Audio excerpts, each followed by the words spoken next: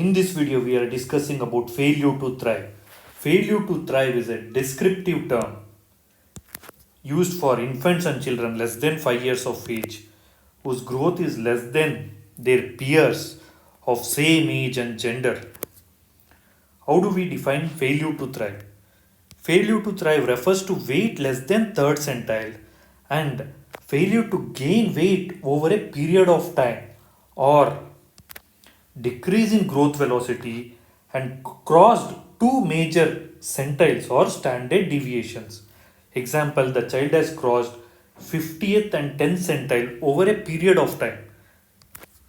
See, the child, suppose if the child is 8 months and weighs n kg and child has crossed 50th and 10th centile by the age of 1.5 years, then that we call child as failure to thrive. Look at this example. A boy at 8th month weighed around 8 kgs. So we pointed on 8 kg, and even at 2 years the boy is weighing 8 kgs. Though the boy has crossed, see, not gained weight over a period of time, and boy has crossed two major centile or standard deviation. So we call this boy as failure to thrive. What are the causes of failure to thrive? We divide causes into organic, inorganic and mixed, where both organic cause is there and also inorganic component is there. What are organic causes? Cardiac causes like congenital heart disease, respiratory causes like asthma, cystic fibrosis, GI causes like gastroesophageal reflux disease, malabsorption syndrome, inflammatory bowel disease, pyloric stenosis, and renal causes like renal tubular acidosis, chronic kidney disease, endocrine causes like type 1 diabetes mellitus, hyperthyroidism, and neurological causes like cerebral palsy, intellectual disability causing syndrome, and infectious causes like parasitic infestation, tuberculosis, and HIV. Congenital causes like inborn error of metabolism, chromosomal abnormalities, and also miscellaneous causes like lead poisoning, malignancy, and inorganic causes include malnutrition, poverty, lack of breastfeed or improper dilution of formula feeds, and child neglect. Inorganic cause is the most common cause for failure to thrive, which corresponds around 60% of the cases. Most common cause is inorganic cause. And mixed cause, where both organic component is there and also inorganic component is there.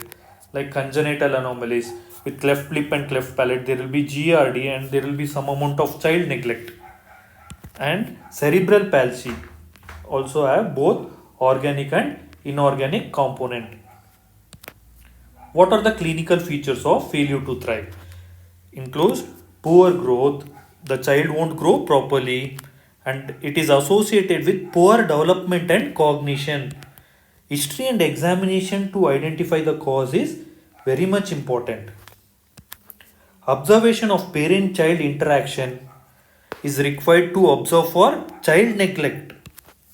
History pertaining to organic causes like congenital heart disease, respiratory causes like asthma, cystic fibrosis, chronic kidney disease is very much important to elicit those history. What are the investigations needed for failure to thrive? We'll do CBC, blood investigations, CBC with ESR, renal and liver function test. We'll do random blood sugar and electrolytes, thyroid function test to look for hyperthyroidism. Then urine and stool routine microscopy and culture, 2D echo for cardiac anomalies, and chest x-ray to rule out TB and other respiratory causes of failure to thrive. How do we treat? The main cause is inorganic cause. We need to give dietary advice with adequate nutrition and also counsel parents. Along with that, we need to treat the cause if organic cause is identified according to the cause. We need to differentiate between failure to thrive and SAM.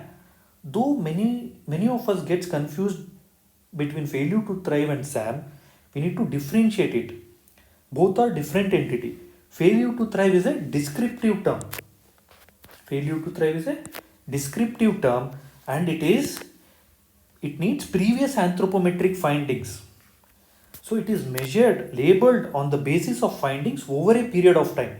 I can't tell child has failure to thrive if I don't know the child before.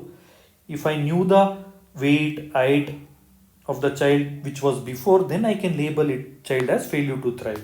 Whereas SAM is a diagnosis given at a point of time. Severe acute malnutrition is defined as weight for height less than -3 standard deviation for age and gender specific WHO growth charts, or there is bilateral symmetrical pitting pedal edema, or there is mid upper arm circumference less than 11.5 centimeter. So this is the definition of SAM. Weight for height less than -3 standard deviation for age and gender specific WHO growth charts, bilateral symmetrical pitting pedal edema, or mid upper arm circumference less than 11.5 centimeter. If child is less than 6 months, we won't use the criteria of mid upper arm circumference. Instead, we use visible severe wasting. In next video, we'll discuss about severe acute malnutrition. Until then, like, share and subscribe.